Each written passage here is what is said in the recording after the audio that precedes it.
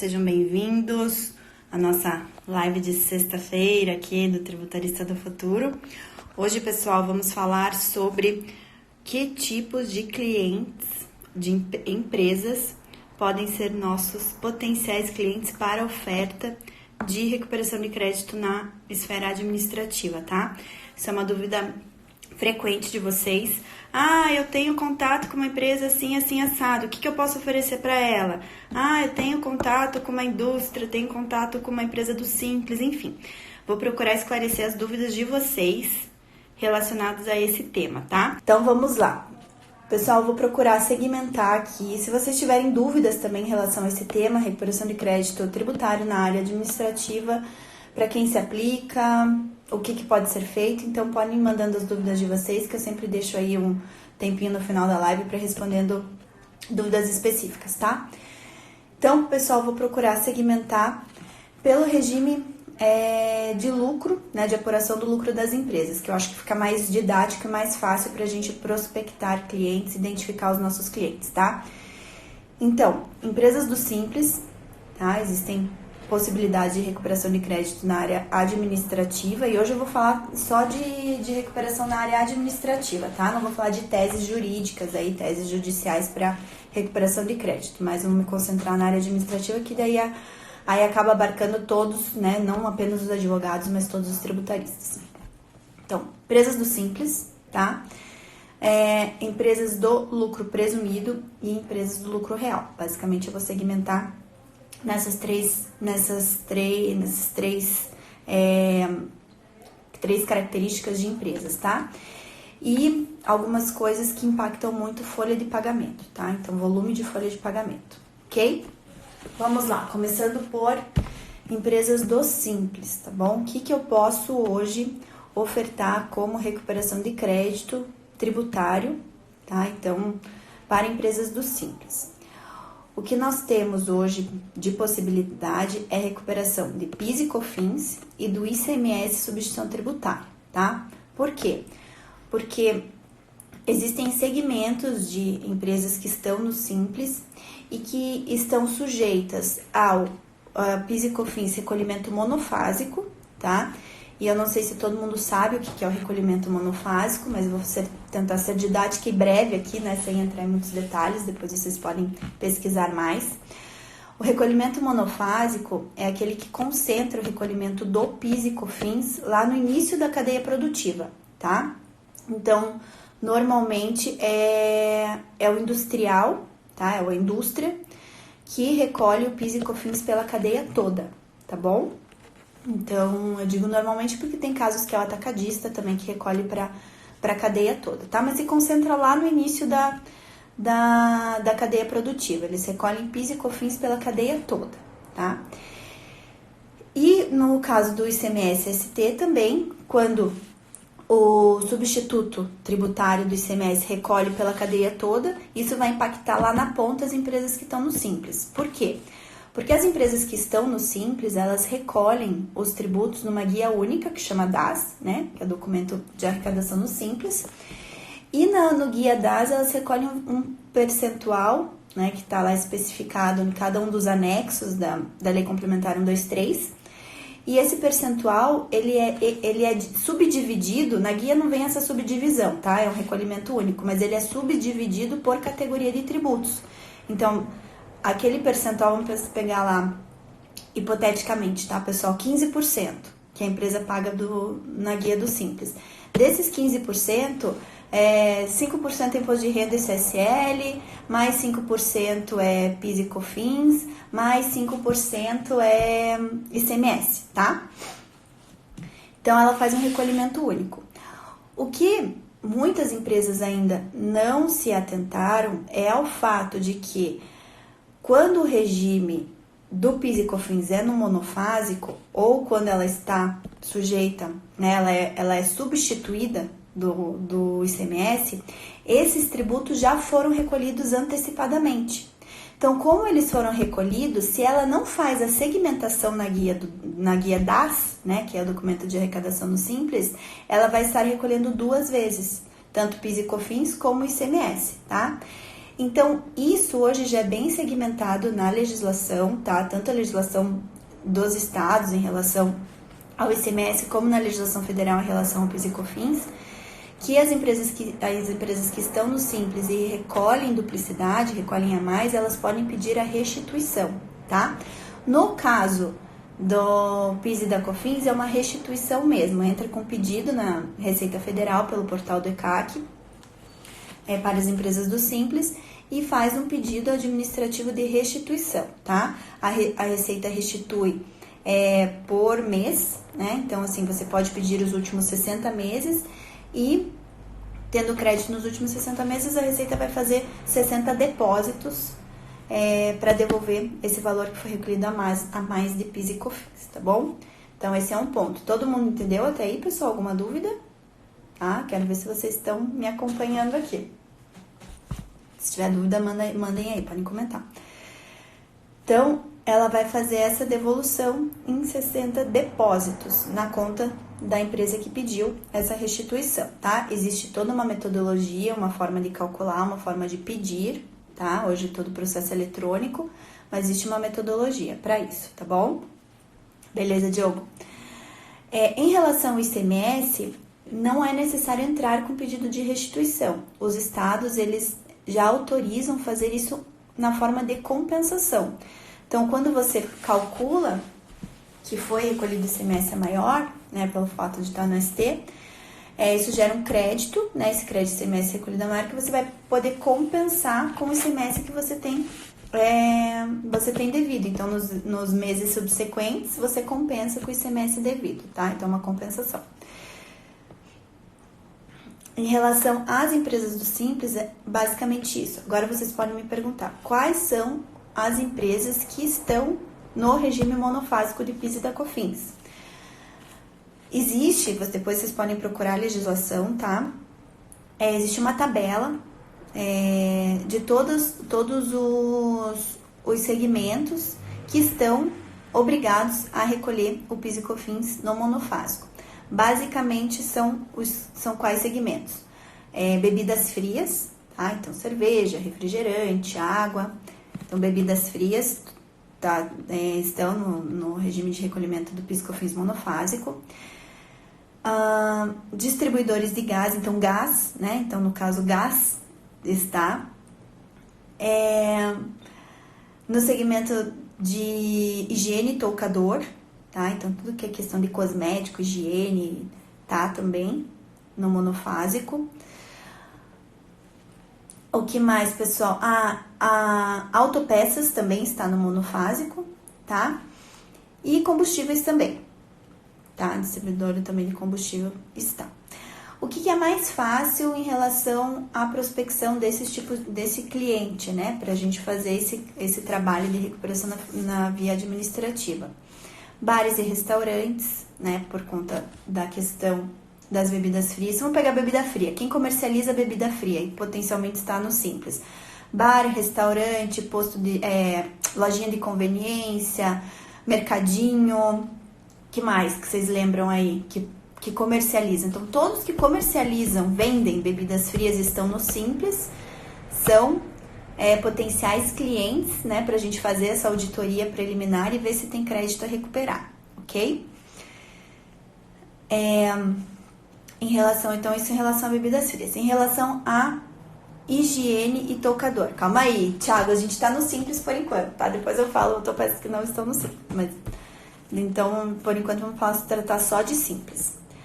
Em relação à higiene e toucador, farmácias, lojas de perfume, lojas de revenda de cosméticos, então, os próprios supermercados, né, que vendem produtos de higiene e toucador, mercadinho, enfim, tudo que vende questão relacionada à higiene e toucador, tá?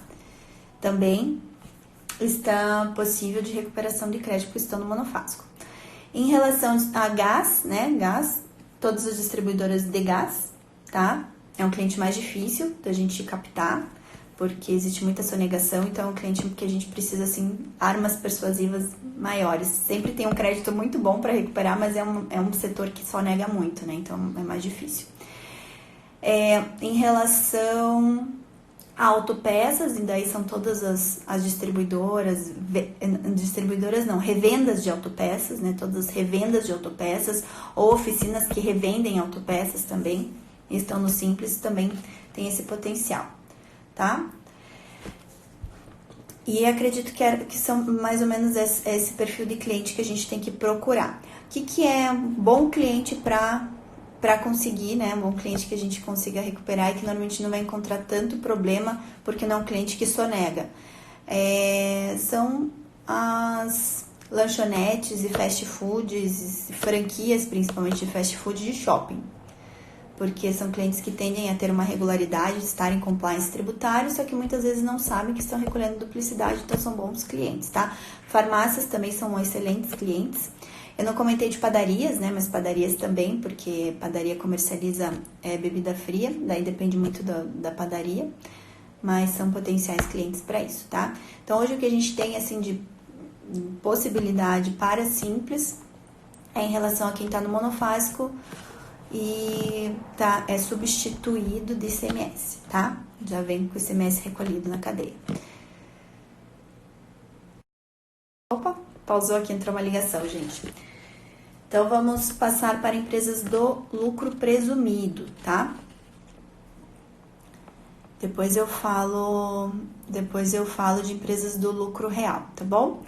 Então, empresas do lucro presumido, o que acontece? A gente não tem uma gama tão grande para recuperação de crédito na esfera administrativa. Por quê?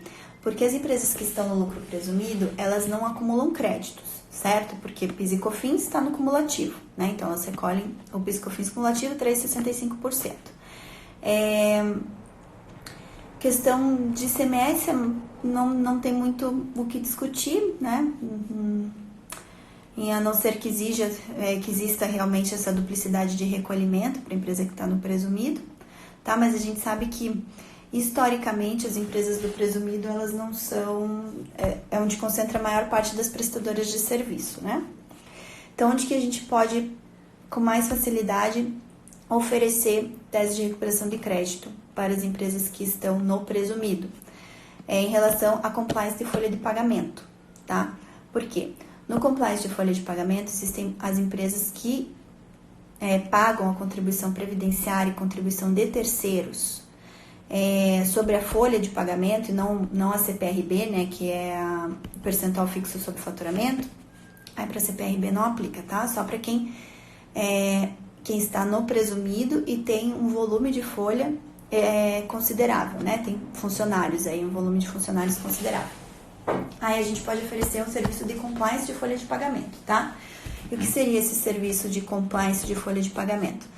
Seria verificar se a empresa já está retirando da base de cálculo das contribuições previdenciárias e das contribuições de terceiro, o que hoje a legislação não considera como natureza salarial, tá? Porque a base de cálculo pela legislação é o salário, né? Mas dentro do conceito de salário base, né? E dentro do conceito de salário base precisa ser uma remuneração que tenha como contraprestação o serviço pelo empregado, tá? Então, tudo que é verba indenizatória, ou seja, que não implique numa contraprestação de serviço ou no tempo que o empregado esteja à disposição do empregador, não tem natureza salarial e, em consequência disso, não deve estar compondo a base de cálculo das contribuições previdenciárias e de terceiros, tá?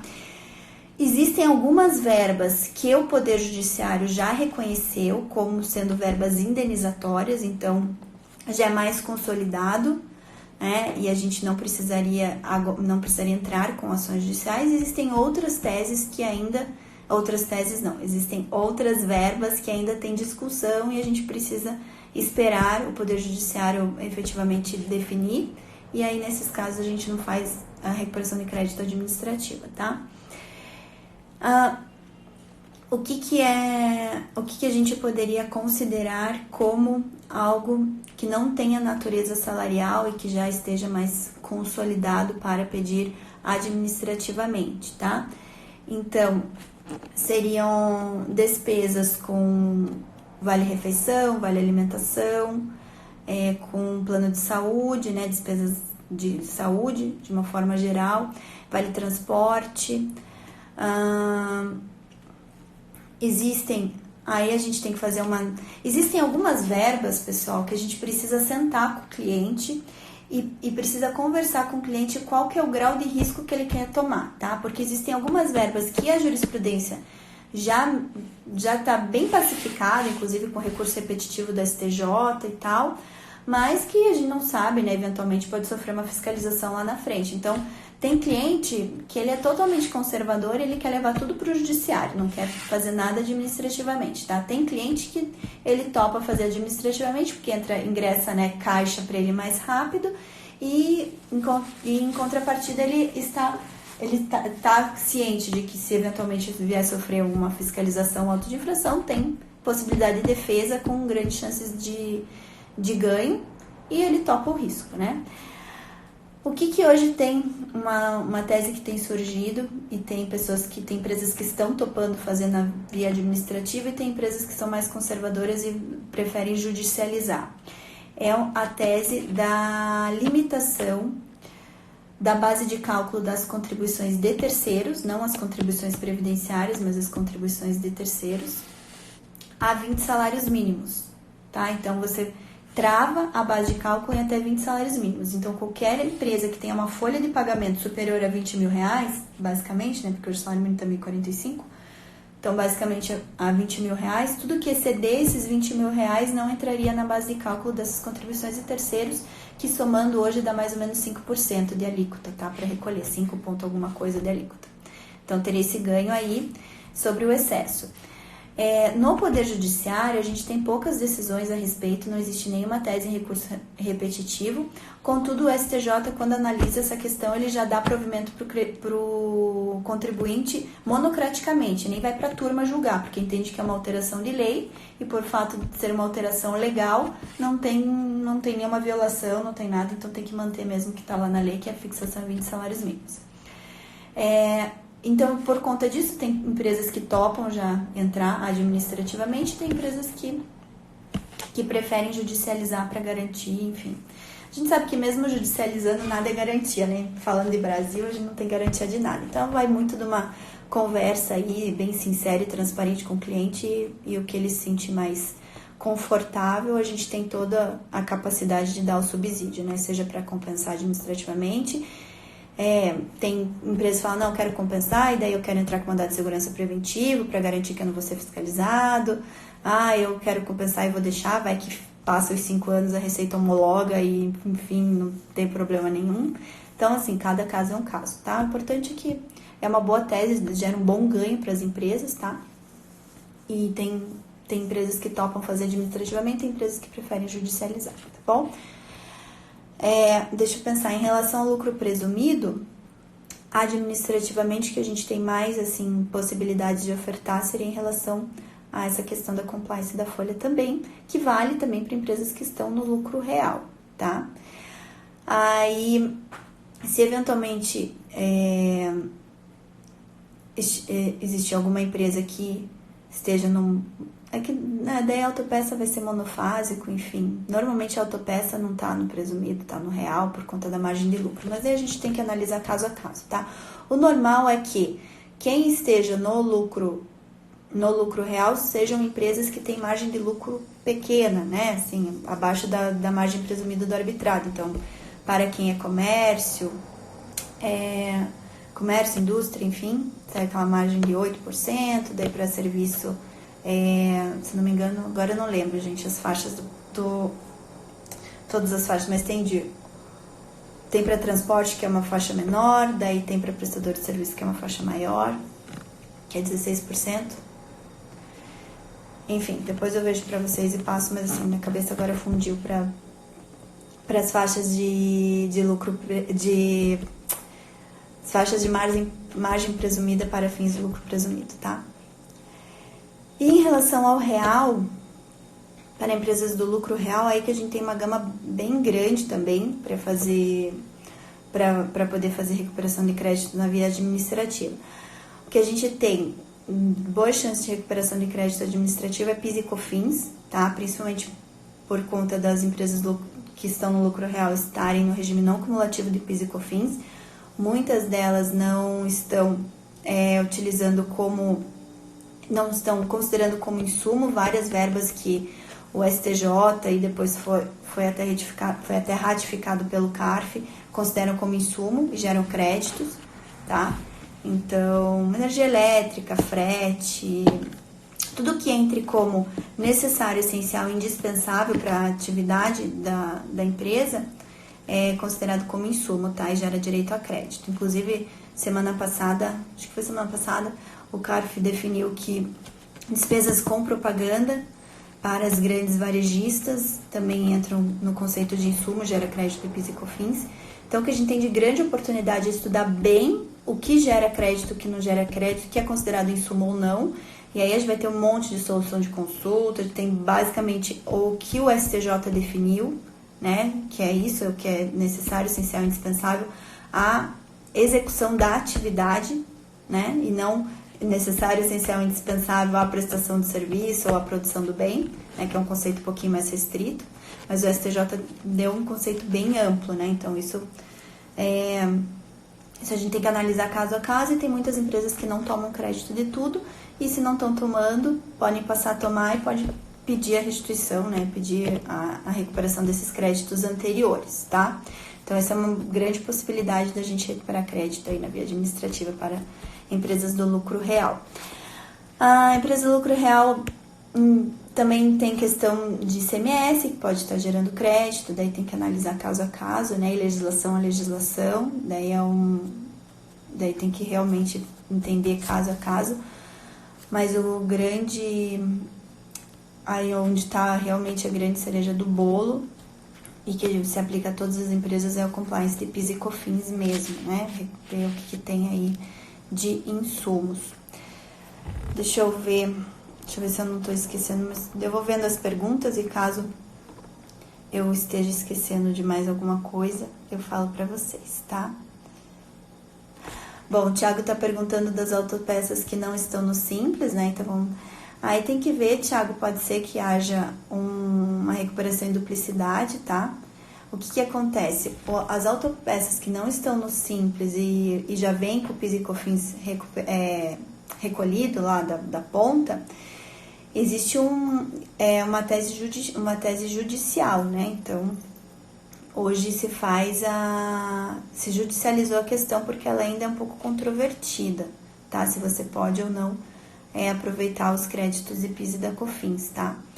Então, e muito em relação ao fato de você não ter nem PIS e COFINS na entrada nem na saída, né? No caso das empresas do Simples é bem mais fácil porque elas recolhem PIS, elas têm PIS e COFINS na saída. No caso das autopeças, não, elas não têm nem PIS e COFINS na entrada nem na saída. Aí o que tem que fazer é judicializar para ver se gera direito ao crédito de PIS e COFINS, e esse crédito ele vai compensar com outros tributos federais. Tá? Então, é uma tese jurídica. Administrativamente, a gente não faz, tá? O risco é muito grande, porque nem judicialmente é algo que esteja 100% definido, tá? Existe decisão favorável do STJ em relação a isso, mas tem um risco, né? Porque é a questão de interpretação da lei, tá? Mas a gente já teve casos de clientes que ganharam, estão com liminar, enfim, mas ainda não tem uma pacificação do tema. Kevin está perguntando, no caso de recuperação de lucro real, quem nunca se creditou deve fazer administrativamente? Recuperação do quê? Kevin, tem que ver o que você está falando aí de recuperação do lucro real, tá? Só especifica que eu tento te ajudar aí, tá? Deixa eu ver se tem mais alguma pergunta de vocês. O Diogo está perguntando tecnologias para calcular corretamente os valores, tá?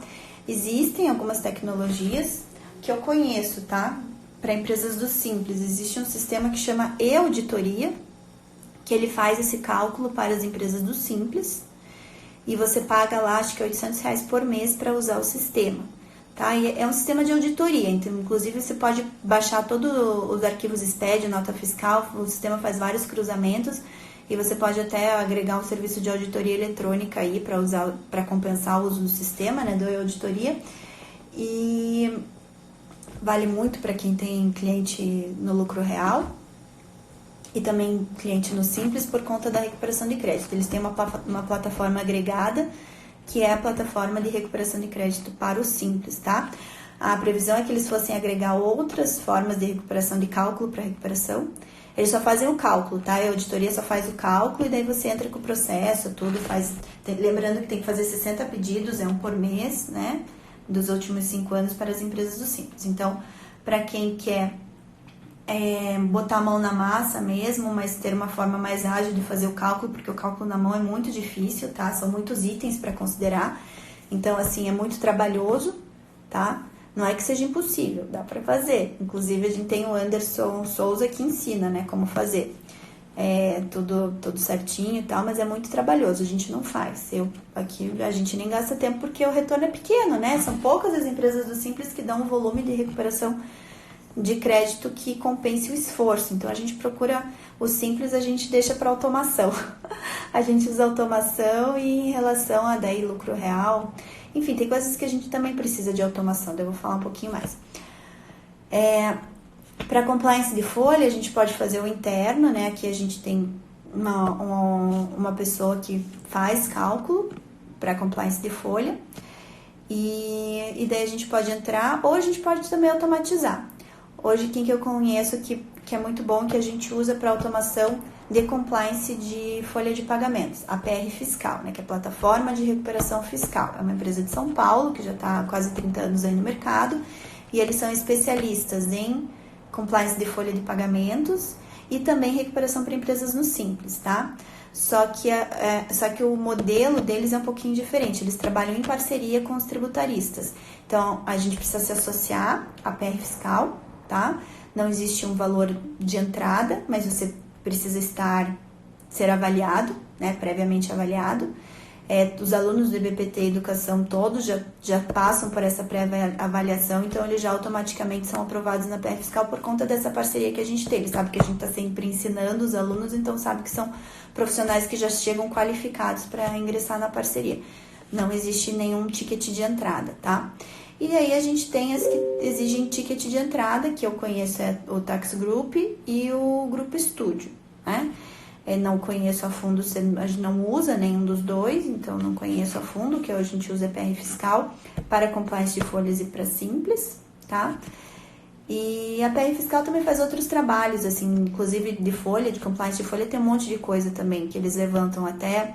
Eles fazem uma análise da alíquota do Juhat, para ver se está adequada a empresa, você pode pedir readequação de alíquota, né? Houve uma alteração na legislação que as alíquotas passaram de 1% para 3%, e isso eles têm lá um perito que vai emitir laudo, enfim, que dá para embasar o retorno dessa alíquota para 1%. Então a PR Fiscal ela é muito especialista na parte de folha, tá? De compliance de folha. E a gente usa esse serviço deles. Contudo, como a gente é parceiro, a gente fica com 20% dos honorários e eles executam todo o trabalho. O nosso trabalho é prospectar o cliente e atender o cliente. O trabalho deles é executar o serviço. Inclusive, eles arcam com toda a responsabilidade de atendimento de fiscalização, depois eventual defesa de auto de infração, mas eles não têm um histórico de que isso aconteça efetivamente, né? Então, isso passa também uma segurança para o cliente. E a gente então a gente não fica com a execução do serviço, muito embora a gente precise entender, né? Então a gente precisa ter a teoria muito, porque a gente vai defender com o cliente, né? Eles passam um relatório, ó, eu identifiquei essa verba para recuperar. Algumas eles já identificam que tem que judicializar, eles não fazem administrativo, e outras eles fazem administrativo. Mesmo nas administrativas a gente precisa avaliar, a gente precisa entender para avaliar junto com o cliente qual que é o grau de risco, porque tem algumas que oferecem grau de risco, né? Como é o caso dessa que eu falei dos 20 salários mínimos. Então, tem cliente que vai topar fazer administrativo, tem cliente que não, mas a gente precisa orientar o cliente. E a vantagem então, assim, a gente não participa da operacionalização do serviço, tá? É um serviço que a própria PR Fiscal faz, mas a gente atende o cliente é nosso, né? Então, a gente atende o cliente, a gente se relaciona com o cliente e a gente sabendo identificar outras oportunidades para o cliente. Espera aí, pessoal. Sabendo identificar outras oportunidades para o cliente, aí a gente também tem essa possibilidade, né? Então, vem aquela questão que eu falo para vocês, que é a abertura de portas junto a um cliente, né? A recuperação de crédito, ela serve muito como essa abertura de portas junto ao cliente para a gente aí judicializar, o que quem é advogado tributarista pode propor as teses, né? As outras teses judiciais, eventualmente entendendo o business do cliente, oferecer planejamento tributário, governança tributária, outras formas de compliance, então tem isso também, tá?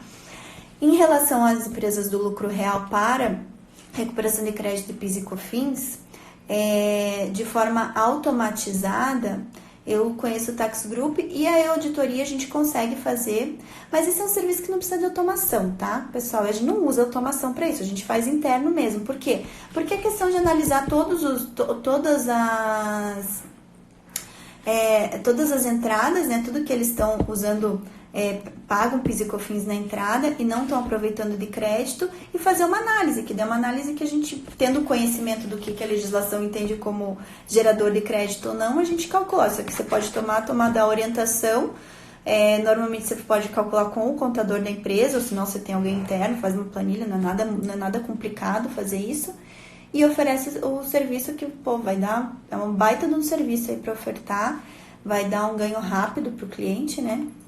Porque você reconhece o crédito, habilita esse crédito, habilita não, você já faz a decomp direto, né? Já faz a declaração de compensação direto, e daí o cliente já começa a aproveitar, né? Então é bem rápido mesmo o retorno disso.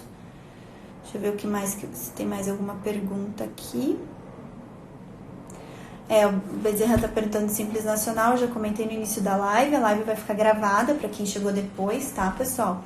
Então a live fica gravada e depois vocês veem aí na reprise. O Kevin, seriam créditos com frete, seguro obrigatório, combustíveis no caso? Deixa eu ver, em relação à tua primeira pergunta, né, Kevin? Deixa eu só recapitular lá qual que era a tua pergunta.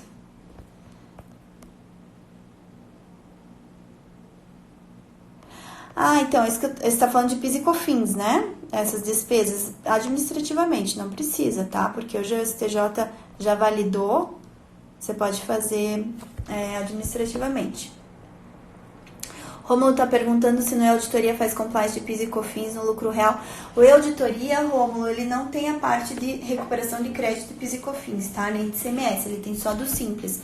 Só que no E-Auditoria você consegue fazer todos os cruzamentos, então ele é uma plataforma de auditoria, então você sobe os STEDs da empresa, sobe nota fiscal e ele faz vários cruzamentos. Então serve para identificar irregularidades, né, para corrigir para a empresa, mas compliance de PIS e COFINS não. É o que eu falei para você, compliance de PIS e COFINS que eu conheço que faz o Tax Group, só que a gente sabe que tem que fazer investimento para entrar, né, então nem todo mundo consegue, mas a gente aqui faz interno, a gente não precisa, a gente entende que não precisa fazer... A gente não precisa de automação para fazer isso, entende? Tá? E no próprio auditoria, como faz vários cruzamentos de auditoria, ali mesmo você consegue identificar erros e eventuais oportunidades, tá? Para ajuste e recuperação.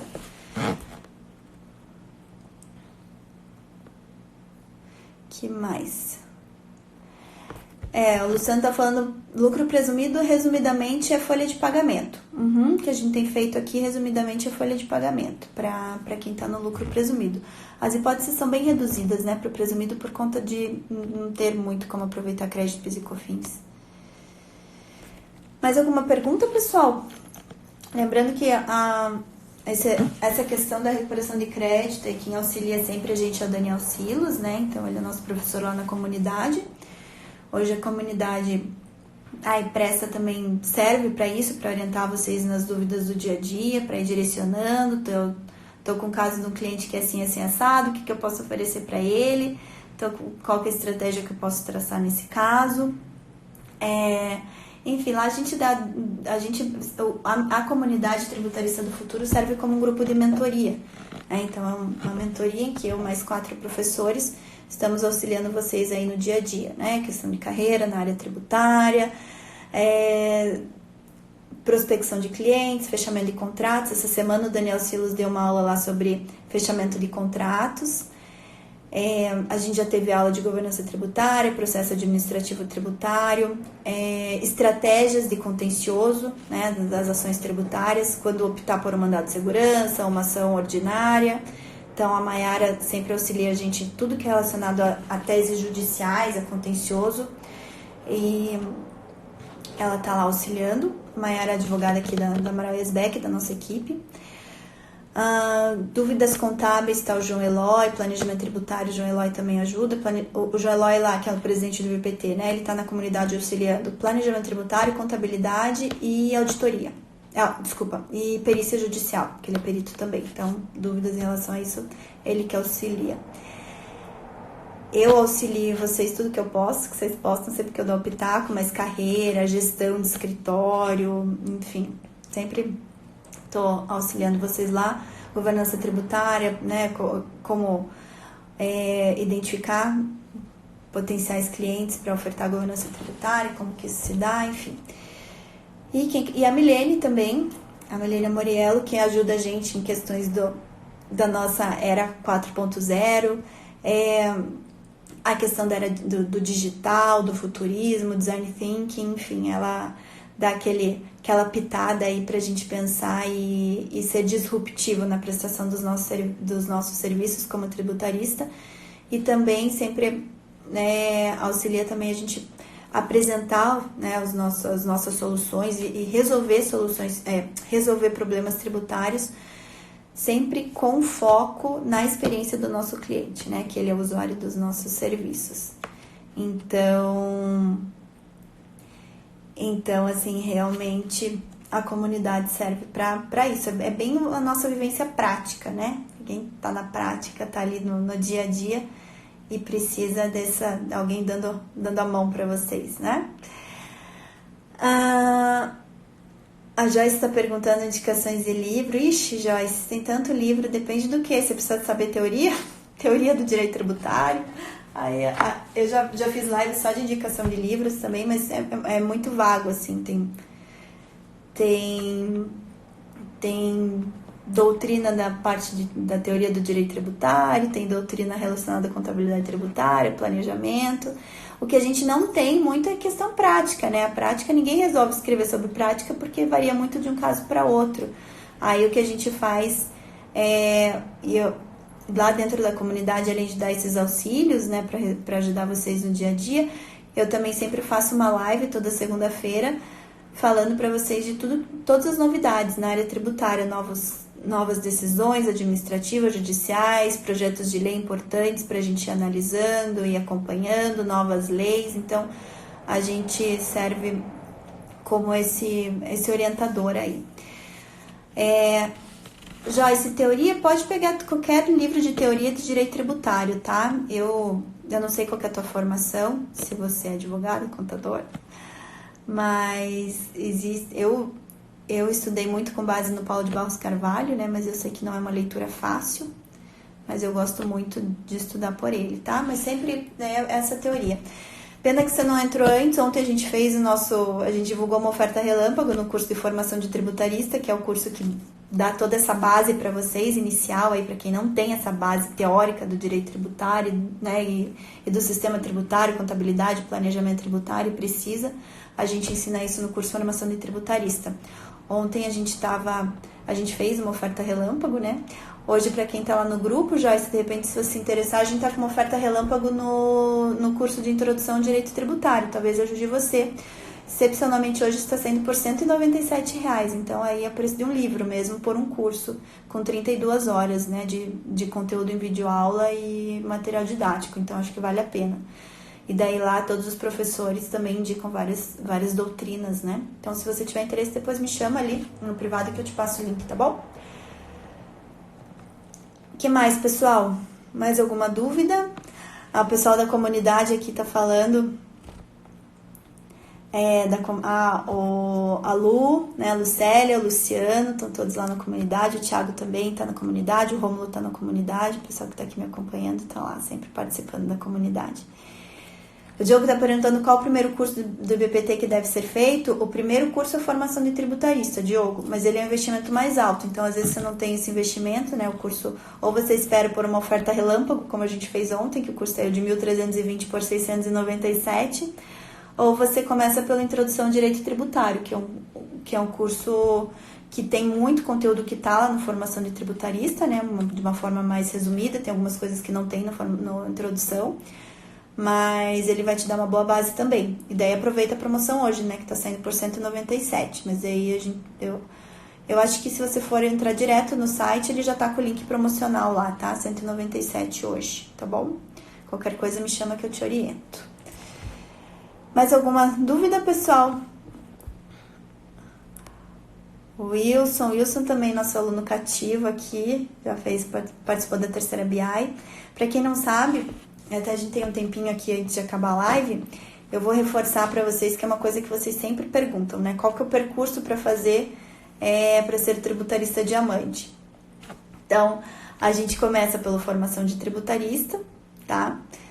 Vai pro BI Tax Skills, que é o curso de formação de tributólogo, que daí é para um nível um pouco mais avançado, e a gente não fala tanto de teoria, né? Fala muito pouco de teoria, a gente fala muito mais de prática e introduz novos conceitos, né? Com base na tecnologia, inteligência de negócios. Então, vale a gente dar um upgrade aí, né? No conhecimento, na carreira de tributarista de vocês, e vocês saem como tributólogos também do curso.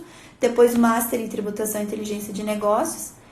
E para quem quer ter um título de pós-graduação, né, uma especialização na área, o MBA em Governança Tributária, para acompanhar vocês durante todo esse percurso, a nossa comunidade tributarista do futuro, que está aí para ajudar vocês aí na jornada, né, na caminhada aí como tributaristas.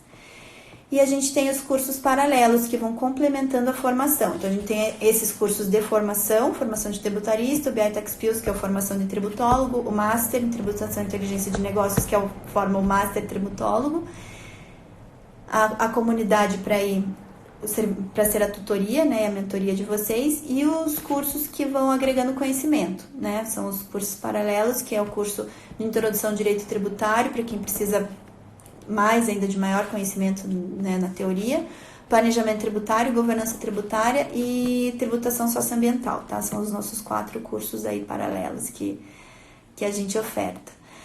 Quem tá lá na comunidade também tem direito a ver todos os nossos workshops. A gente tem 10 workshops hoje de governança, planejamento, compliance e direito da inteligência de negócios.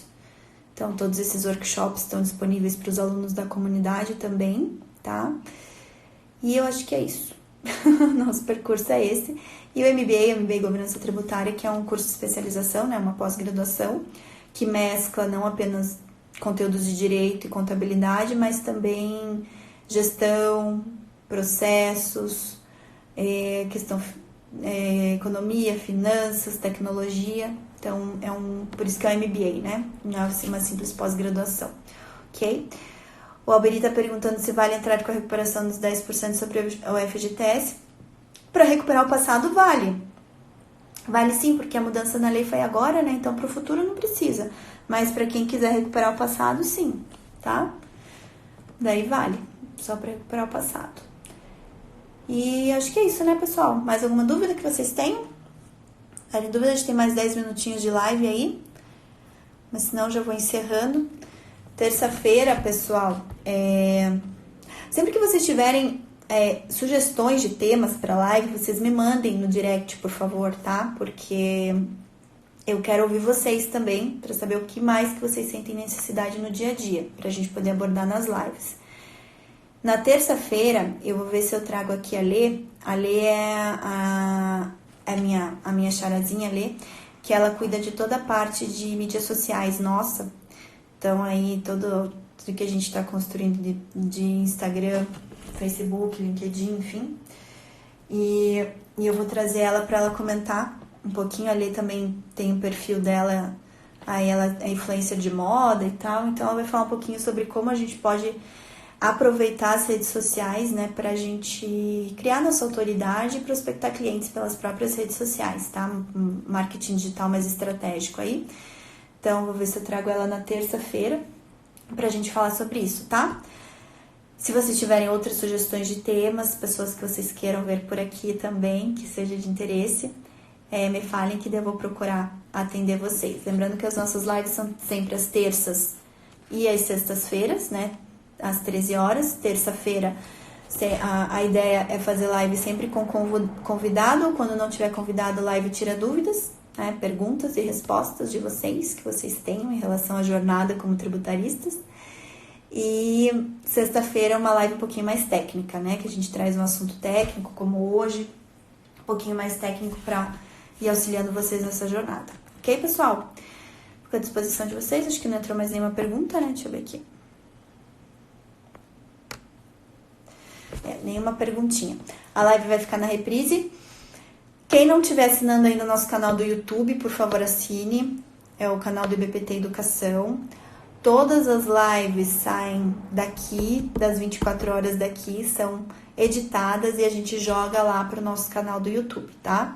Então, às vezes vocês não conseguem pegá-las na reprise, mas querem ver as lives. Não todas, às vezes a gente perde. Teve uma live aí recente super boa, que eu não lembro mais qual era, mas a gente perdeu, porque não conseguimos gravar nas 24 horas, deu erro aqui para gravar, um achou que tivesse gravado, outro achou e acabamos perdendo o conteúdo. Mas sempre que dá, a gente já grava, já edita e já coloca lá no YouTube, tá? Tem pergunta? Qual pergunta? Pode perguntar.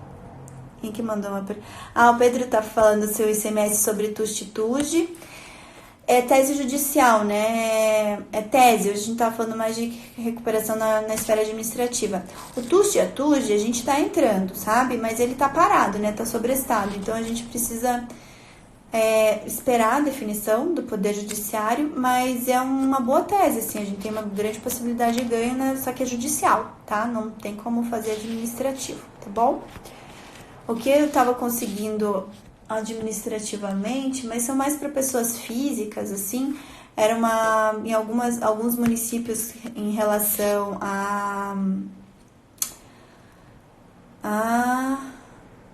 o que era que a gente conseguiu? Eu não sei se era água, acho que tem teses de alguns municípios estavam com cobrança indevida de água. E deixa eu me lembrar, gente, o que era? Tinha alguma outra coisa, eu acho que era na conta de energia elétrica também. Até a gente entrou aqui para uma pessoa, foi administrativo também, mas daí é estado a estado, era alguma cobrança indevida. Agora eu não tô lembrando o que era. Em relação a essa tese da água, eu sei que a gente tá fazendo lá em Santa Catarina, daí eu não sei se são, né, em todos os casos, mas lá em Santa Catarina tem uma cobrança indevida para condomínios, porque eles estão cobrando a taxa mínima de utilização de água por condômino, e a legislação fala que tem que ser uma taxa única. Então, quem é condomínio e está sendo cobrado por tudo, tem como fazer um pedido judicial também, aí não é administrativo, para que seja unificada essa cobrança, em vez de cobrar por condomínio, cobrar só pelo condomínio, daí já dá uma economia enorme, tá? Então, enfim, tem algumas tesezinhas menores, assim, cada dia aparece alguma, mas as mais relevantes são essas que eu comentei com vocês hoje, tá? E acho que é isso, pessoal. O Diogo tá falando, acho que em relação ao TUST e a TUJ, né? Diogo que tem divergência. Acho que é isso, não sei. Mas em Santa Catarina, eu sei que tá sobrestado. Tá sobrestado pelo próprio TJ. Então, a gente entra e fica parado. Aqui no Paraná, eu não me lembro como que tá. Mas, assim, as ações não estão andando, tá? A gente não teve... O que a gente conseguiu já fazer habilitação de crédito em alguns poucos casos, porque tá dando muita confusão ainda, a exclusão... Isso agora eu tô mudando um pouquinho de assunto, porque a gente tem tempo, tô falando de algumas questões judiciais, tá? Mas aí, outra hora eu marco uma live só para falar sobre recuperação de crédito na esfera judicial. Mas aqui, pelo escritório, a gente conseguiu fazer algumas poucas habilitações para exclusão do ICMS na base de cálculo do PIS da COFINS, tá? Poucas, porque ainda está tendo muita discussão em relação a qual ICMS excluir, tá? O que a gente conseguiu habilitar da questão da capatazia, a gente já está habilitando vários, mas daí é para quem tem volume de importação que compense, né? Porque a capatazia a gente recupera mais ou menos 1% sobre o volume de importação nos últimos 5 anos. Então, tem que ser, para compensar, a empresa tem que ter um volume expressivo de importação. E essa sai rápido e já habilitou e a gente já recebeu, inclusive, tá? De vários clientes. O que mais? Daí também a da não cobrança do IPI na revenda. Teve casos que a gente habilitou aqui também. O cliente recebeu um bom valor, inclusive. O que mais que a gente habilitou? Recentemente, que a gente está habilitando é mais capatazia e alguns poucos casos de exclusão de ICMS da base de cálculo. Tá? O que eu falo que é habilitar? Que o processo já tramitou, já transitou em julgado e que a gente já entrou com habilitação de crédito na esfera administrativa. Então, isso assim, são casos, fora a capatazia, que está demorando um ano e meio até transitar em julgado, não demora muito. Essas de exclusão de ICMS da base de cálculo, PIS e COFINS são realmente ações mais antigas, tá? Teve uma que a gente habilitou que foi mais recente. Essa foi bem recente, acho que não deu nem 2 anos. Foi depois já da decisão de 2017, a gente entrou para um cliente, teve o trânsito em julgado da ação, a gente habilitou e está lá esperando a habilitação de crédito agora. A gente até protocolou, deve fazer o que, uns 2, 3 meses. Então essa sim já vai sair mais rápido, mas foi uma ação que a gente já deixou bem redondinha, inclusive já ficou fixado que era o ICMS a excluir era o destacado na nota fiscal. Então essa ficou bem redonda e saiu rápido, tá? A habilitação. Então assim, cada caso é um caso, tá? Que mais de pergunta? O que argumentar quando o juiz questionar sobre a suspensão das ações que tratam desse do TUJ e do TUST? Então, aí o processo fica parado mesmo, Pedro. Nos nossos casos, a gente não está dando tanto foco para TUST e TUJ, mas os que a gente tem, eles estão parados. Os processos estão parados mesmo. Tem via mandado... Então, a senhora está perguntando via mandado de segurança. A gente pode, TUST e TUJ pode ser mandado de segurança. Aí o que determina se é mandado de segurança ou ação ordinária é o grau de risco da ação. Né? Se a ação oferece um risco de sucumbência, a gente entra com mandado de segurança. Se não, a gente entra com ação ordinária por conta daí de dar uma sucumbência boa pra gente, né? Como advogados. Beleza, pessoal? Mas vamos marcar uma live só sobre teses, né? Recuperação na esfera judicial. Eu já fiz uma live no ano passado com a Mayara, mas eu acho que eu perdi essa live, a gente não conseguiu gravar, então eu vou ver se eu marco com ela uma segunda live pra gente falar e até atualizar do tema, né, que sempre tem muita mudança. E a Mayara que fica hoje mais à frente disso, então ela vai poder ajudar mais do que eu não tô no dia a dia da contencioso, né, a gente fica mais uma definição mais estratégica, assim. Mas a Mayara tá no dia a dia ali, lidando com o cliente, pegando documento, fazendo inicial, então ela pode ajudar a gente em algumas coisas a mais, tá? Da capatazia pode ser ordinária. A capatazia tá ganhando. Ixi, capatazia tranquilo, tá? Você ganha tranquilo. Beleza, pessoal? Vai acabar nossa live mesmo, mas aí vai separando. Ó, deixa essas perguntas aí, vão anotando essas perguntas aí, pra gente, quando a gente for fazer uma live só de recuperação de crédito na via judicial, vocês trazendo essas perguntas pra gente responder, tá? Porque agora o nosso tempo já tá curto, o Instagram já vai me cortar aqui, tá bom? Mas é isso, quem ficou à disposição de vocês. Vou ver se eu abro lá uma caixinha de perguntas. Aí mandem essas perguntas aí, tá? Vou abrir uma caixinha aí só de perguntas de contencioso. Aí mandem, porque daí eu seleciono todas as perguntas pra gente vir falar numa live específica, tá bom? Bom fim de semana pra vocês. Terça-feira teremos live, marca na agenda, tá? Deixa sempre anotadinho na agenda. Terça e sexta às 13 horas. Tchau, tchau, pessoal!